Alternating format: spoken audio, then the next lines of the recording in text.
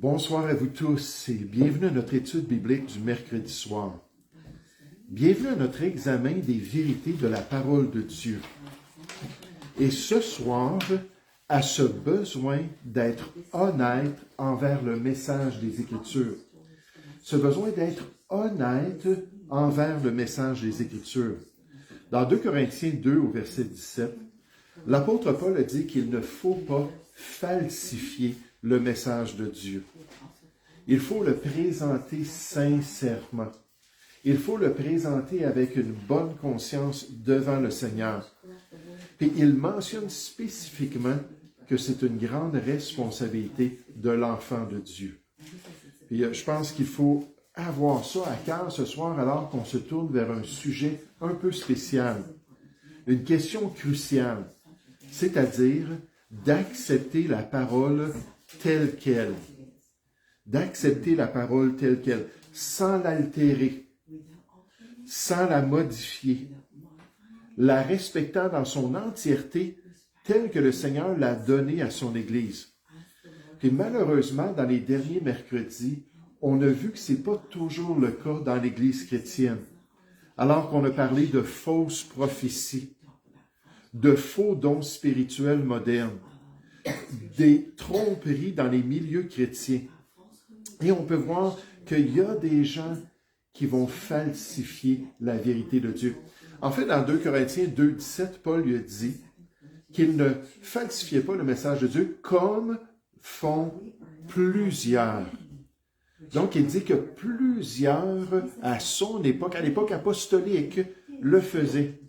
Même au premier siècle, même lorsque les apôtres étaient encore là, il y avait des gens malhonnêtes. Et j'aimerais vous dire ce soir que ça a continué au second siècle et depuis lors qu'il y a des gens qui falsifient le message de Dieu.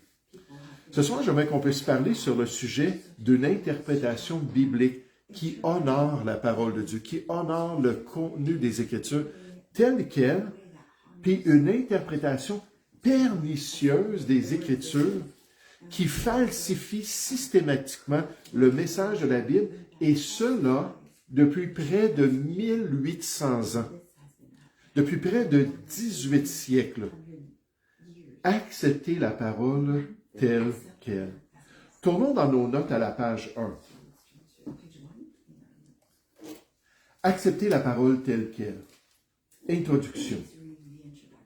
La méthode d'interprétation des Saintes Écritures, notre herméneutique, est fondamentale pour toute doctrine et pratique chrétienne, c'est-à-dire de bien interpréter. Si on veut avoir des bonnes doctrines et des bonnes pratiques, ça prend une bonne interprétation. Cette étude met en contraste une erreur d'interprétation ancienne et influente avec l'approche saine et éprouvée qui consiste à considérer la Bible à sa valeur littérale normale. Nous verrons qu'il est ainsi nécessaire d'interpréter la Bible avec la bonne approche pour alors glorifier Dieu et demeurer dans sa saine doctrine. Les explications. Point numéro 1. La voie allégorique d'Alexandrie, on va voir c'est quoi l'école d'Alexandrie dans un instant, et de Philon. Philon qui était un philosophe juif qui avait une particularité qu'on va voir aussi. Donc, on voit ici dans notre paragraphe les premiers chrétiens. Maintenant, remarquez que chrétien est entre guillemets. Puis je veux juste m'arrêter là-dessus alors qu'on commence cette lecture-là. On ne parle pas des chrétiens du Nouveau Testament. On ne parle pas de l'ère apostolique. On parle à partir surtout du second siècle. Puis de cette association qui s'est développée au second siècle de ce qu'on appelle les évêques catholiques. Ça, c'était ce qu'on appelle l'ancienne Église catholique. Avant qu'elle devienne la Sainte Église catholique romaine au IVe siècle. Avant qu'elle devienne l'Église, si on pourrait dire, d'État officiel de l'Empire. Donc ici, on nous parle vraiment du développement du catholicisme et des décisions qu'ils ont faites dès le début concernant la parole de Dieu. On va voir leur motivation ici Pourquoi est-ce qu'ils ont développé ça dans leur perspective de la Bible? Donc, on revient au début du paragraphe. Les premiers chrétiens ont dû relever le défi d'interpréter l'Ancien Testament, qui était souvent considéré comme primitif ou contradictoire par les érudits de leur époque. Là, on parle de chrétiens, entre guillemets, qui côtoyaient des philosophes, qui côtoyaient des érudits, qui étaient soit grecs ou juifs, puis ces gens-là critiquaient le contenu de l'Ancien Testament. Donc, à la lumière de ces attaques-là, ils ont décidé de faire quelque chose de bien spécial avec l'Ancien Testament. On continue. À l'école d'Alexandrie en Égypte, on développa donc une approche plus allégorique ou spirituelle dans le but de résoudre ces difficultés d'interprétation qui découlaient du sens plus littéral du texte biblique. Je vais vous expliquer ça, qu'est-ce que ça veut dire une interprétation allégorique ou spirituelle. Et là, on voit que le catholicisme, dès ses débuts, après l'époque apostolique, a réagi envers des critiques de l'Ancien Testament, envers des attaques du monde concernant le contenu biblique. Là, ils ont décidé de changer les choses. La lettre A. Regardez ce qu'on nous dit. L'approche allégorique fut largement inspirée par les œuvres de l'érudit juif Philon d'Alexandrie. Donc là, ils se sont posé la question, comment est-ce qu'on peut lire la Bible, mais sans avoir toute cette critique-là de son contenu? Il a dit, qu'est-ce qu'on peut faire? Là, quelqu'un a dit, moi je le sais. Il y a un philosophe juif qui a tout réinterprété l'Ancien Testament, puis qui a complètement changé la perspective de ce que le texte dit, puis dit, on pourrait faire ça nous aussi, pour être plus crédible dans la société, pour être mieux vu là, par les savants de l'époque. Philon utilisait un système à plusieurs niveaux pour interpréter l'Ancien Testament, en proposant que ce texte était analogue à l'être humain. Donc, il a dit, on peut voir la parole de Dieu à 3 niveaux. Comme l'être humain a 3 aspects, 3 parties, le corps, l'âme et l'esprit, on peut comprendre la Bible de 3 manières différentes. Puis là, il a commencé à pousser les gens à voir la Bible ainsi. Puis le catholicisme a adopté cela. C'est devenu leur perspective à travers 18 siècles concernant la Bible. On va voir ça. Premièrement, le corps. Le corps, ou le sens littéral ou historique, ce qu'on peut voir. Quand on parle de l'être humain, puis de la trichotomie de l'être humain, on parle du corps, de l'âme et de l'esprit. C'est seulement le corps qu'on voit littéralement, qu'on peut contempler. Fait que là, Philon, ce qu'il avait dit, c'est quand on lit la Bible, on voit le texte de l'Ancien Testament, ce qui est écrit, les histoires, les situations, les guerres, les enseignements. Ça, c'est le corps, c'est ce qui est plus littéral. Puis lui, il détestait ce qui était littéral dans la parole de Dieu. Regardez ce qu'on nous dit. Le récit superficiel que Philon considérait souvent comme trop grossier et imparfait pour présenter le véritable message de Dieu. Donc, il disait, quand vous lisez la Bible, là, lisez pas ce qui est marqué dans la Bible, c'est pas digne. C'est pas digne de votre compréhension des Écritures. Il dit, on va aller plus profond que cela. Ensuite, il s'est tourné vers l'âme. L'âme, ou ce qu'il appelait le sens moral. Ça, c'est plus subjectif et intérieur, et c'est une question de conscience. Quand vous lisez la Bible, il disait, regardez ce que la Bible dit, les exemples qu'on y voit, peut-être les enseignements qu'on entend. Puis là, décidez vous-même qu'est-ce qui est applicable dans votre vie. Qu'est-ce qui est digne de des changements de votre vie. Encore une fois, concentrez-vous pas sur ce qui est marqué littéralement, mais voyez la Bible comme une manière de pouvoir changer les choses selon vos désirs. Donc, l'âme. Les leçons cachées concernant l'éthique et la conduite personnelle que l'on retrouvait dans les histoires de l'Ancien Testament en vue d'applications particulières. Donc, il dit ça, c'est un autre niveau. C'est plus personnel, c'est plus d'après votre relation avec Dieu, décider comment vivre la parole de Dieu. Ensuite, l'esprit. Le sens spirituel ou allégorique. Puis là, il dit ça, c'est encore plus profond, puis ça nécessite un don qui vient de Dieu pour vraiment comprendre cet aspect-là. Donc, si vous n'avez pas le don d'interprétation, on va voir, le catholicisme ont développé ça. Si vous n'avez pas ce don d'interprétation-là, écoutez, vous ne pouvez pas vraiment saisir ce que Dieu a dit. La vérité suprême de Dieu, sur le cosmos, sur le Christ, pouvait donc être découverte en ignorant la lecture littérale du texte biblique. Donc, c'était l'aspect le plus important, cette interprétation allégorique ou spirituelle. La lettre B. Ce cadre fut adopté et systématisé par des chrétiens, entre guillemets, alexandrins, donc de l'école d'Alexandrie, comme Clément et Origène, qui enseignaient que si les Écritures avaient un sens littéral, le sens allégorique ou spirituel détenait les vérités les plus profondes et les plus importantes. C'était pas qu'est-ce qui était écrit, c'était ce que Dieu permettait de comprendre grâce à un don. Puis éventuellement, c'est seulement l'Église catholique romaine qui disait avoir ce don-là. Après tout, c'était l'Église sacramentale, ou l'Église, qu'on dit dans l'histoire, qui était douée de l'interprétation spirituelle.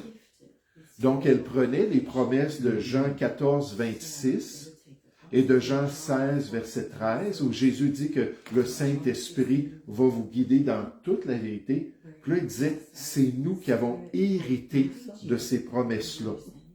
Puis c'était seulement l'Église catholique, à travers ce principe-là, qui pouvait comprendre la parole de Dieu.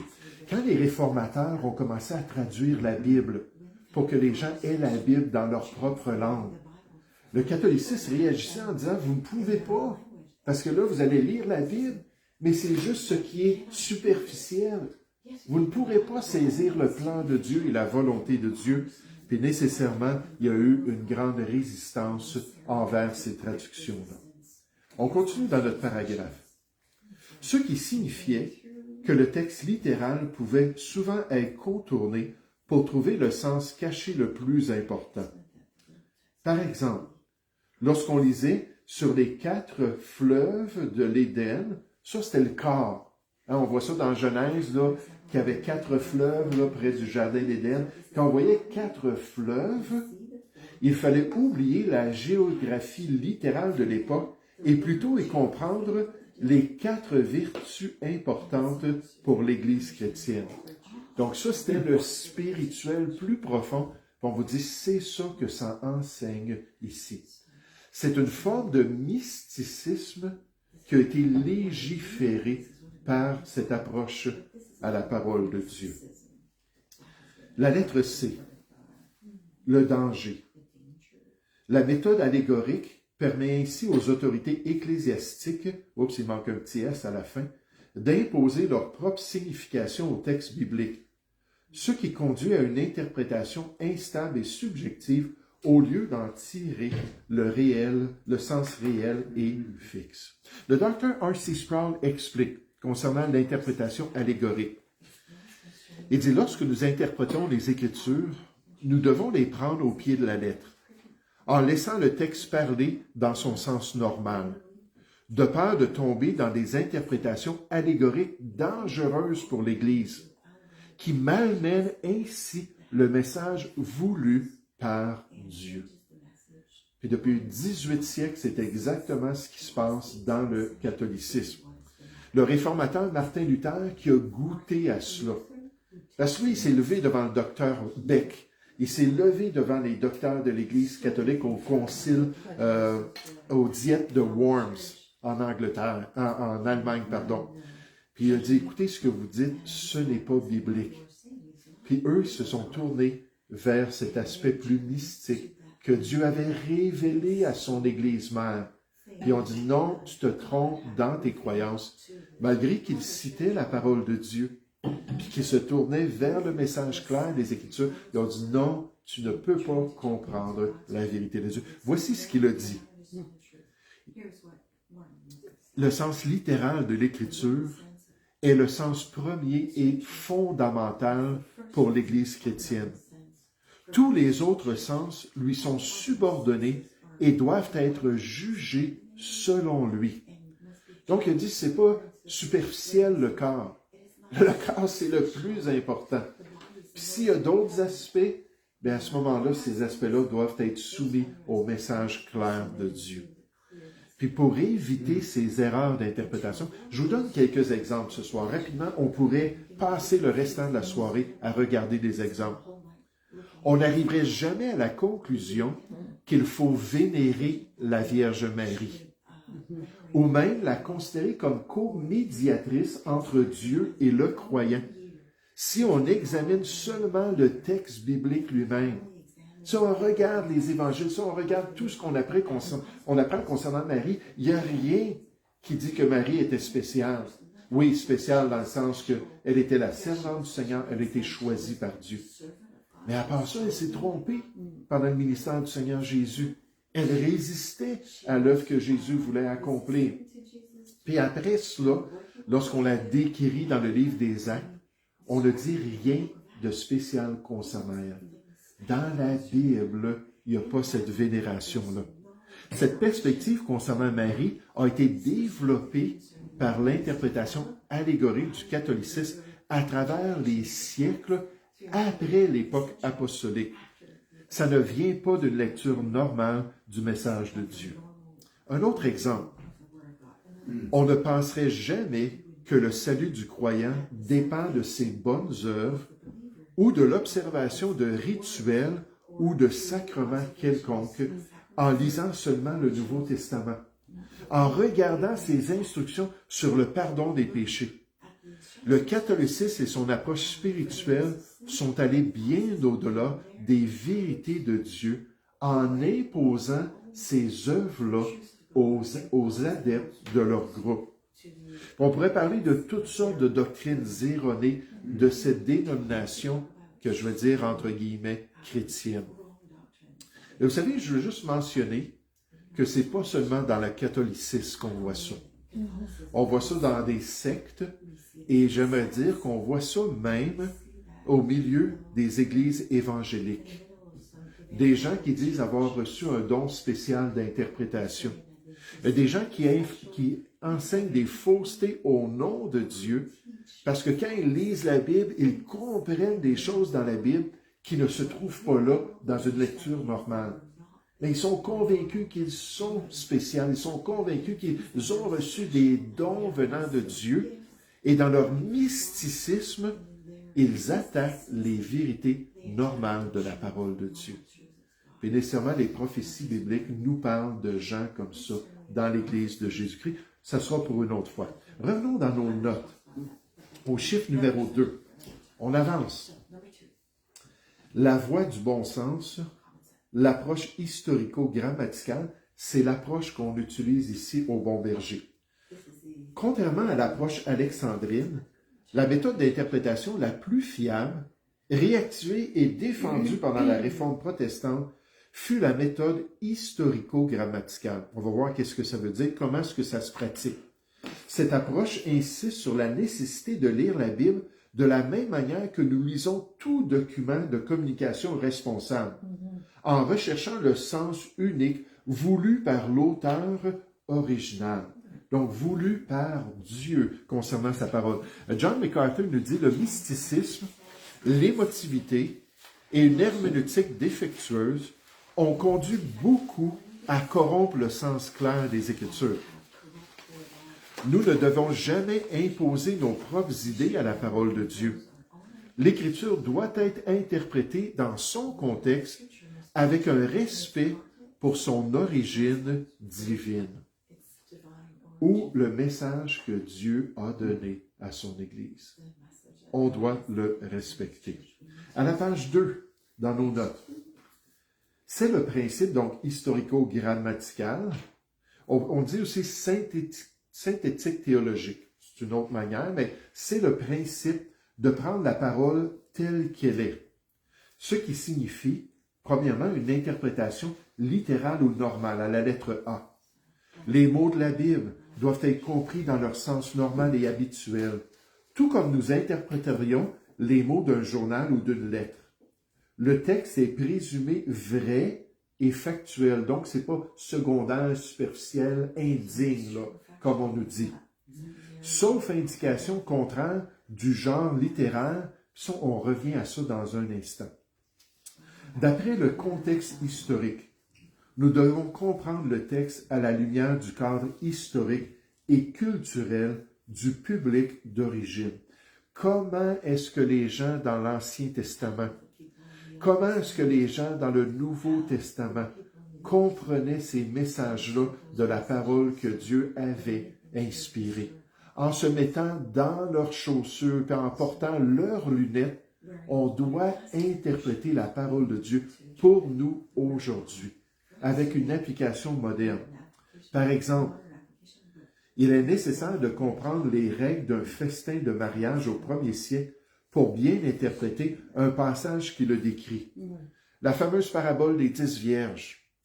Comment est-ce qu'on peut comprendre ça aujourd'hui alors qu'on n'a plus besoin d'huile, puis de lampe, puis de veiller là, à s'assurer d'avoir un éclairage pendant la nuit? Mais toutes ces choses-là, on les comprend grâce au contexte des temps bibliques, des cultures, de la culture et des pratiques des temps bibliques. Puis ça, nécessairement, on va étudier ça. La lettre C, la structure grammaticale. Nous devons analyser la grammaire et la syntaxe du texte biblique pour comprendre le sens précis et le déroulement logique de l'auteur. Et moi, je remercie le Seigneur pour l'hébreu de l'Ancien Testament. Je remercie le Seigneur pour la langue grecque, le koiné grec du Nouveau Testament. Parce que ce sont deux langues qui sont très précises et deux langues qui ont beaucoup à nous enseigner concernant la volonté de Dieu. Donc, quand on fait l'interprétation historico-grammaticale, ben, on va aller faire des études de mots. On va aller regarder le temps des verbes. On va considérer les tournures de phrases, juste pour s'assurer qu'on comprend vraiment ce que Dieu a inspiré. En d'autres mots, on va plus loin que nos traductions. Pourquoi? Parce que nos traductions sont excellentes, mais il y a des limites à un transfert d'une langue à une autre. Donc, des fois, on n'a pas le choix d'aller plus loin que ça pour comprendre la parole de Dieu. La lettre D. L'analyse du genre littéraire. La seule exception à la lecture littérale normale est lorsque le genre littéraire du passage est clairement figuratif et non littéral. Par exemple, la poésie. Beaucoup de poésie dans l'Ancien Testament. Il y a des livres qui sont plus poétiques que les autres, les 5 livres poétiques. Puis il y a des livres dans ces 5 livres-là qui sont encore plus poétiques, comme les psaumes. On y utilise des figures de style, métaphores, comparaisons, hyperboles. Puis là, il faut toujours considérer ça lorsqu'on interprète la parole de Dieu. En d'autres mots, on n'est pas aveugle sur les défis de l'interprétation. On comprend qu'il y a des situations dans la parole de Dieu qui nous demandent d'aller au-delà du littéral, au-delà du sens normal. Par exemple, lorsque David appelle Dieu « mon rocher », tout de suite, on va interpréter cela comme une métaphore peut-être de la force de Dieu, de la stabilité, la fidélité de Dieu, et non comme une formation géologique littérale. C'est normal, c'est pas ça que ça veut dire. Il va parler de mon bouclier en parlant de Dieu, ma forteresse, ma haute retraite. Puis dans ces passages-là, on voit qu'il y a un niveau d'interprétation qui va plus profond que juste le littéral qui est à la surface. La prophétie ou le texte apocalyptique, comme le livre de l'Apocalypse, mais ce n'est pas le seul. Il y a quelques livres dans l'Ancien et dans le Nouveau Testament qui sont vraiment plus apocalyptiques dans leur style. On y retrouve souvent des symboles explicites, des cornes, des bêtes, des chandeliers, qui doivent être interprétés selon le symbolisme établi dans les Écritures elles-mêmes. Des textes très imagés qu'on doit bien interpréter. Puis juste en passant, la prophétie, moi je crois, c'est un des domaines qui est le plus malmené par les chrétiens. Les chrétiens qui vont faire dire aux textes bibliques prophétiques à peu près n'importe quoi. Puis je pense que c'est honteux que des gens comme ça qui se mettent à enseigner sans avoir étudié en profondeur ce que la prophétie biblique a à dire. Mais on va voir que la Bible, dans un instant, interprète la Bible. Et les textes plus difficiles sont interprétés par d'autres passages des Écritures. Un autre genre littéraire, la parabole. Comme les enseignements de Jésus, plusieurs paraboles du Seigneur Jésus. La parabole, c'est un récit figuratif, on pourrait dire fictif, destiné à enseigner une vérité spirituelle spécifique. Toujours une vérité centrale, puis ensuite c'est entouré de détails secondaires fictifs. Dans notre interprétation, il faut trouver cette vérité-là. Il faut trouver l'idée principale, puis s'attacher à cette idée-là sans s'en détourner à cause des autres détails de l'histoire fictive qui sont donnés pour nous guider concernant Dieu. Dans cette approche rationnelle, le sens littéral ou normal du texte est le principe directeur. Une figure de style fait partie du message littéral et ne constitue pas un moyen d'y échapper. Le docteur A.W. Strong affirme concernant les messages plus symboliques de la Bible que lorsqu'il s'agit de passages prophétiques ou hautement symboliques, un certain degré d'interprétation spirituelle est exigé par le genre lui-même, le genre littéraire. Mais cette méthode doit être maintenue dans une stricte proportion et une soumission absolue aux grandes vérités fondamentales et claires du reste de la Bible. Les passages obscurs et figuratifs ne doivent jamais être interprétés d'une manière qui contredise la vérité claire et simple des autres Écritures. Ça, c'est l'erreur que Pierre mentionne dans 2 Pierre 3 au verset 16. Des passages difficiles, des passages qui sont ambigus. Puis là, les gens mal affirmés puis ignorants vont les prendre pour aller attaquer les vérités claires de la Bible. C'est comme si on prend l'aspect esprit que Philon avait dit, puis là, on le monte au-dessus du corps. On dit l'esprit est plus important que le corps même des Écritures. C'est complètement le contraire de ce qu'on devrait faire. Le point numéro 3 à la page 2. Affirmer le sens naturel. La nécessité de prendre les Écritures au sens clair et évident a été affirmée par de grands penseurs chrétiens tout au long de l'histoire. On donne quelques exemples. Par exemple, Jean Calvin. Jean Calvin, qui était le grand théologien pendant la Réforme protestante. C'était vraiment celui qui a le plus présenté d'une manière systématique les doctrines chrétiennes. Sachons donc que le sens véritable de l'Écriture est le sens naturel et évident. Et acceptons-le et respectons-le résolument. Puis nécessairement, lui, était attaqué aussi par le catholicisme.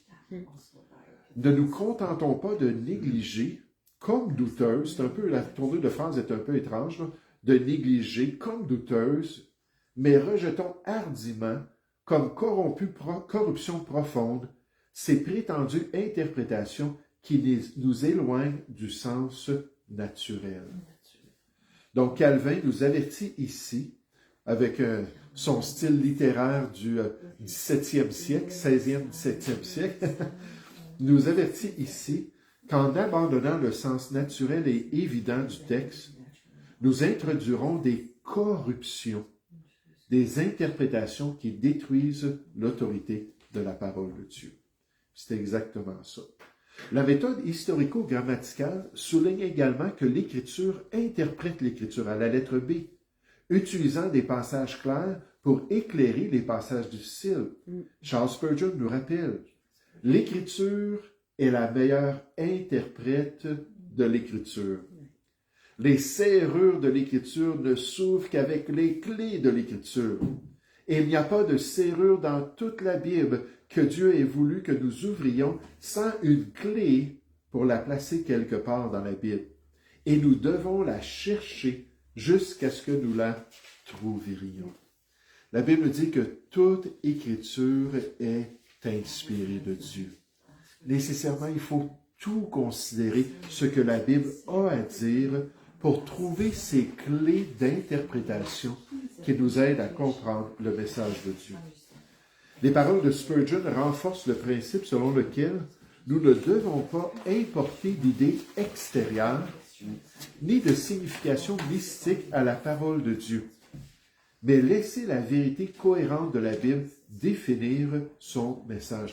Donc, en d'autres mots, on fait de l'exégèse, puis non pas de l'exégèse.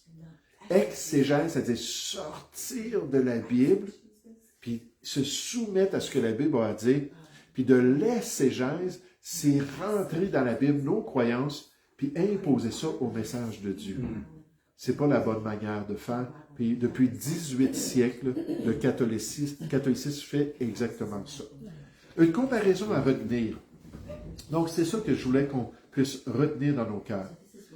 Le commandement, là j'ai dit le commandement, mais dans le fond, l'idée de prendre la parole telle qu'elle est un appel à l'humilité et à la discipline. Voici un résumé des deux approches de cette étude. Dans la colonne de gauche, on voit des principes, puis après ça, dans les deux autres colonnes, on voit comment ça s'applique dans ces deux méthodes. Donc, premièrement, la priorité. La priorité. Pour la méthode allégorique, la priorité, c'est les leçons spirituelles cachées. Ne nous concentrons pas, s'il vous plaît, sur le texte biblique. Ne prenons pas ce temps-là de s'arrêter sur ce que la Bible dit comme tel. Nous, on va vous dire ce que Dieu a à dire dans ce passage-là. Mais donc, l'idée, c'est qu'il ne faut pas s'arrêter avec ça. Pour la méthode historico-grammaticale, c'est le sens voulu par l'auteur qui est la priorité. Ce que Dieu voulait qu'on comprenne, qu'on doit découvrir. La stabilité d'interprétation, instable, quand on considère la méthode allégorique, dépend des idées de l'interprète officiel. Juste en passant, à un moment donné, je vais faire une étude sur les contradictions du catholicisme dans leur déclaration ex cathedra. Ex cathedra, c'est-à-dire avec l'autorité de la chaire, l'autorité de Pierre lui-même, puis comment les papes et les conciles, les 21 grands conciles et les différentes déclarations officielles papales, les bulles papales, comment est-ce qu'ils se sont contredits de toutes sortes de manières. Juste récemment, on peut penser au purgatoire. Le purgatoire qui n'est plus un dogme catholique, mais qui a été défendu comme un dogme pendant des siècles. Là, je ne me souviens pas la date, 2005, quelque chose de genre. On a dit, oh non, il n'y en a pas de purgatoire. Il n'y a pas d'endroit pour les âmes d'aller purger leur péché après cette mort. Un autre exemple, ce sont les limbes. Les limbes, c'était l'endroit pour les bébés non baptisés. Un endroit où eux aussi attendaient le jour où finalement ils allaient pouvoir se tenir devant Dieu. Les limbes, ce ne sont plus une doctrine officielle du catholicisme. Plein de contradictions. Pourquoi est-ce que le catholicisme a changé à travers l'histoire? Parce que c'était basé sur des opinions humaines. C'était basé sur leur propre pensée concernant la parole de Dieu. Tandis que la méthode historico-grammaticale, c'est une méthode qui est stable, ancrée dans le sens immuable des mots et du contexte. On peut lire des gens, puis je cite des auteurs, des fois, qui ont vécu il y a des siècles. Puis là, ils vont vous dire exactement la même chose qu'on pense aujourd'hui concernant la parole de Dieu. Pourquoi? Parce que la Bible ne change pas. La Bible est stable. La méthodologie. Pour la méthode allégorique, cherchez un sens sous le texte.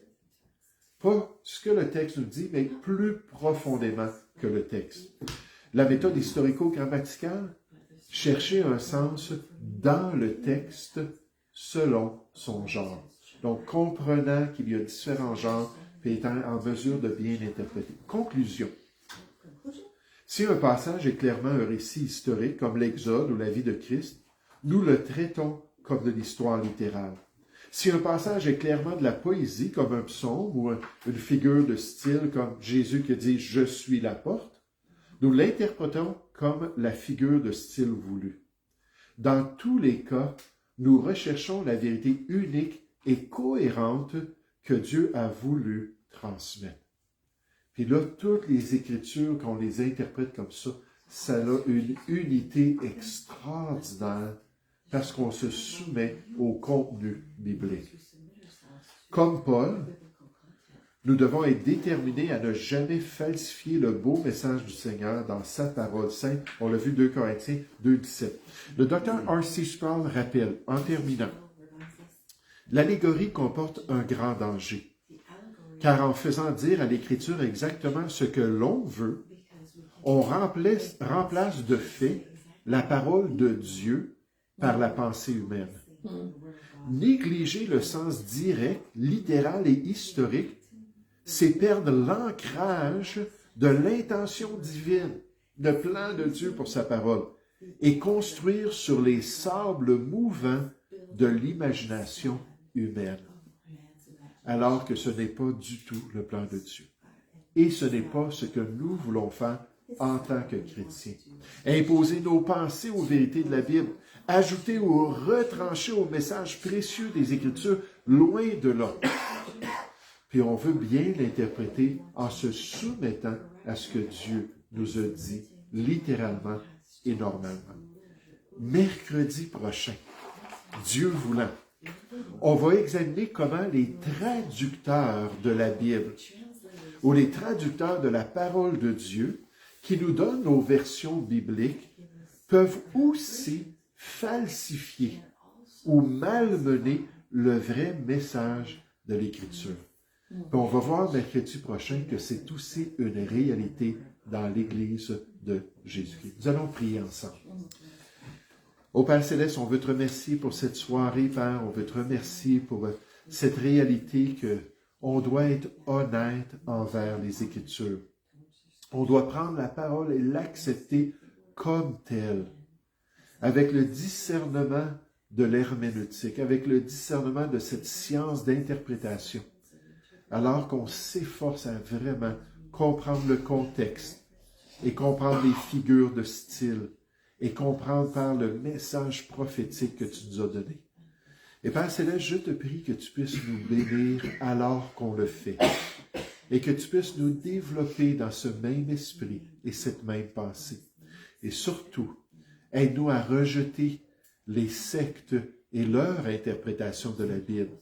Aide-nous à rejeter les religions qui se disent chrétiennes, mais qui ne connaissent même pas le salut de Dieu.